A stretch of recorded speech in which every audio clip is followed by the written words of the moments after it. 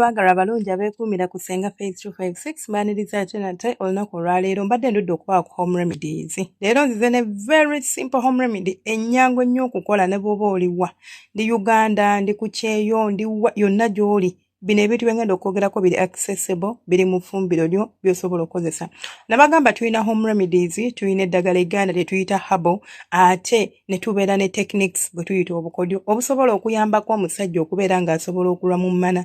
Actually, nze singa sikyawulirayo musajja akaaba, tinze singa sikyasobola kuzina mana, singa nze ndeberera mu mana, singa ebyo sikyabiwulira go ge mazima. Kubanga obukodyo bungi nnyo bw'osobola okubeera ng'okozesa, eddagala lingi ly'osobola okubeera ng'okozesa ng'ate si lubalula. Weewaawo ne lubalula gyali, but nze sitera kusomesa lubalula. Sitera kusomesa lubalula kubanga siri musawo nti mba nkukebedde n'enkakasa nti omwetaaga, ate nga lubalula yeetaagisa oyo amwetaaga. Atamwetaaga ng'okyasobola okwejjanjaba, mugezeeko nnyo okwesigamira ku mmere eya bulijjo, mugezeeko nnyo okwesigamira ku home remedies, mugezeeko okwesigamira ku herbal, oyo ajjanjaba obulamu bwo nti ajjawo ekirwadde kyo, si just kintu kigenda kukuyambako temporarily ddakiika emu, ey'okubiri ng'ate tokyasobola yadde okubeera ng'okola ki, ng'osituka nga tobyesigamiddeko oba nga tobikozesezza. Olwaleero tugenda kulaba ebintu bisatu bye tugenda okukozesa, ng'ekigenda okusooka ye cinnamon sticks. Cinnamon sticks oyo ngenda batera wano ekifaananyi oba mu Luganda gwe tuyita obuti bwa budalasiini, naye kubanga ate ndaba obuti bwa budalasiini bwa bulalamukko. Oyo waffe abamuto simanyi mu Luganda bwe tumuyita, naye nga cinnamon stick bw'ogenda mu wino oba mu dduuka batunda spices n'obagamba oyagala cinnamon sticks, ntera n'omufumba ne munywako wano ku lw'omutwe, oyo ngenda batera wano ekifaananyi ogenda kuba obulaba, ogenda kumukwata, ogenda kunfunira amazzi, kale ingredients zibenya kuba tugenda kuteekako amazzi, ogenda kunfunira amazzi, onfunira oyo cinnamon stick, amazzi aga bulijjo kubanga ogenda bifumba.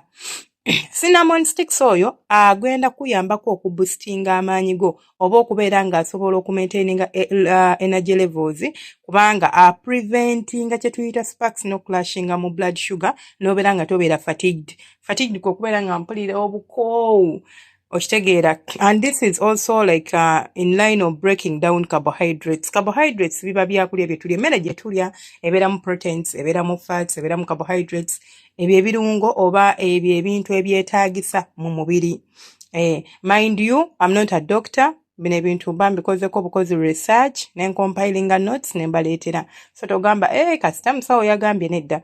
Naye nga cinnamon talina buzibu. I don't think waliwo omuntu ali allergic to cinnamon. I don't think asobola okuspikinga ekintu kyonna mu bulamu bwo. So it is a safe remedy to use.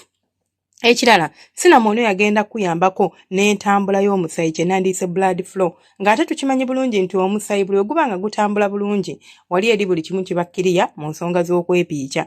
Naye buli bw'obeera ng'omusaayi gwo tegutambula bulungi, ogenda kwesanga nga mu nsonga z'okwezina munna ng'ate ofunamu obuzibu. Tosobola kubeera ng'ekintu okitambuza nga bw'olina okuba ng'okola ki, ng'okitambuza. Kati tujja kufuna cinnamon waffe oyo tumukozese, agenda kutuyambako ku ntambula y'omusaayi ng'adilatinga kye tuyita blood vessels okusupportinga circulation ne vascular function mu musaayi gwaffe.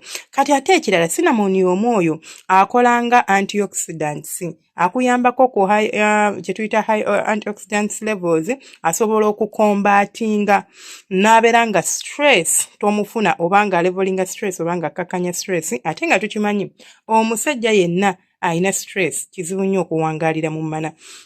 Ekintu ekyokubiri kye tugenda kukozesa bu cloves. Clove oyo simanyi linnya lye mu Luganda go ge mazima, naye nga bamuyita cloves. Cloves ogenda mu wino, ogenda wonna womanyi batunda spices ne mu supermarkets munene ku section wali spices n'obagamba njagala cloves. Oba oli bweru oli Uganda osobola omu accessinga. Cloves ono naye ayina capacity kuyambako okuimprovinga entambula y'omusaayi oba okuyambako okutereza entambula y'omusaayi. Kyokka jjukira ne mu cinnamon ekirungo ekyo tukisangamu.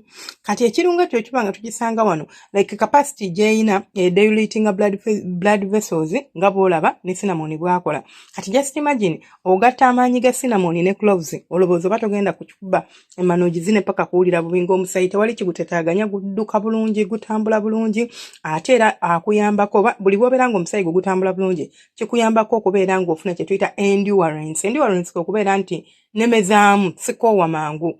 Ekimu ku kikyasinze okusumbuwa abasajja mukoowa mangu. nti omubiri gukoowa golinza okuba mu bwongo tonnakoowa naye ng'omubiri gwo gukooye nga ne woogukaka nti gundi situka munange akasolo kajja kugamba naye naawe munnange ndeka nze tonnemerako. Ate era cloves y'omu naye alina antioxidants properties nga bw'olaba zino eziri mu ki eziri mu cinnamon okuyambako okubeera nga stress adroppinga n'ekirala ate oyo ate era antioxidants zino zigenda kuyambako okulwanisa stress bwe tuba tuvudde ku kya stress zigenda na kuyambako okubeera nga ofuna amaanyi mu mubiri. Nkyogeddeko okufuna endurance oba okubeera ng'osobola okuguma weetaaga amaanyi n'okubeera nga kiraizinga obwagazi bwo. Omusajja atalina bwagazi cloves wa makulu nnyo.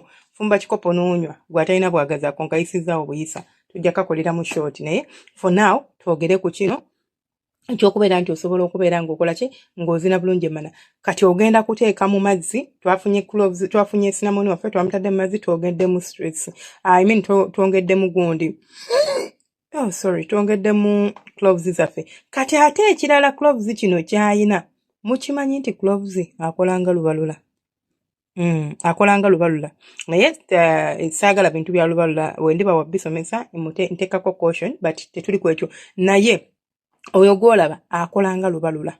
Kati tumugattamu biro okubeera ng'amaanyi tusobola okugabbalansinga. Ekisooka engeri gy'ali nti akuwa obwagazi oba araisinga libido yo astimulatinga nervous system yo. Nabagamba omusajja yenna nervous system yo ye controllinga omuyimo gwo ye controllinga engeri gy'ozinamu omukazi okuwangaalako mu mana oba okuwangaala ng'oyimiridde. Kati gena kuyambako okubeera nti nervous system eri stimulated which is going to boost your energy and overall physical stamina.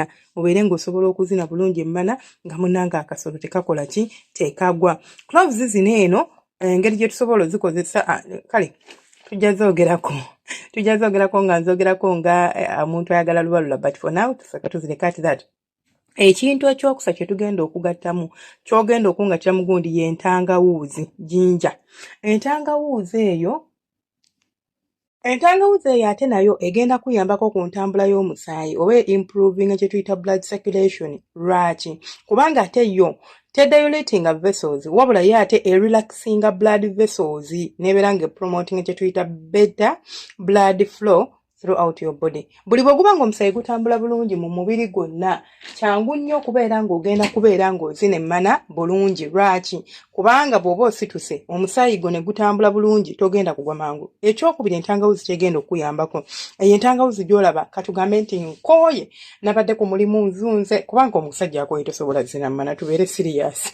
Omubiri gukooye munafu kati okooye njagala kye bayita recovery. Olya ntangawuuzi eyo oba okozesa ntangawuuzi eyo okubeera ng'osobola okureducinga ku soreness eziri mu muscles.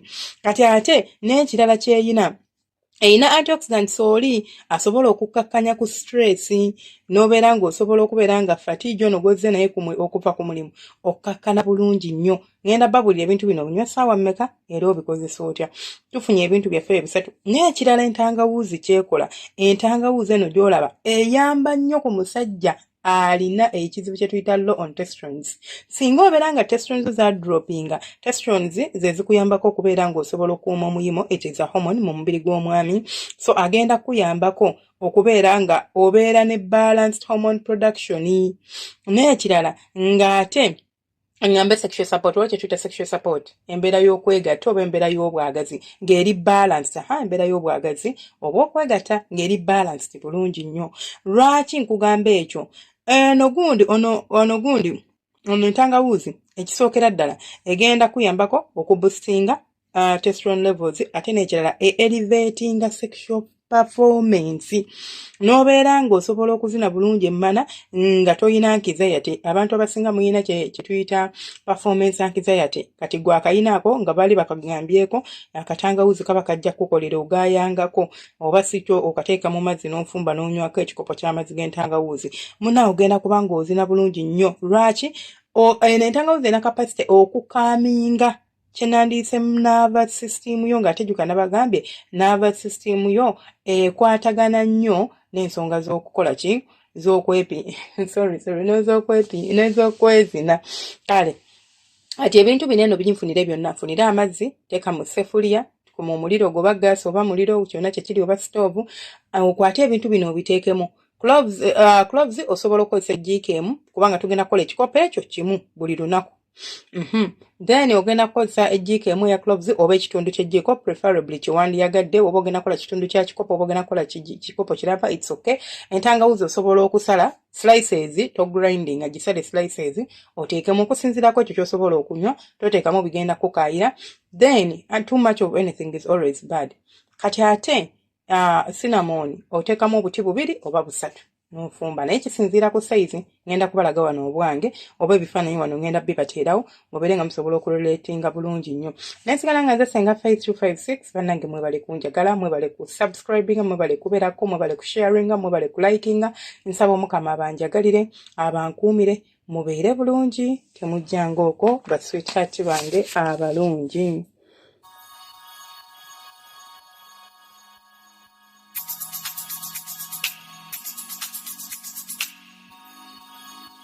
Yeah.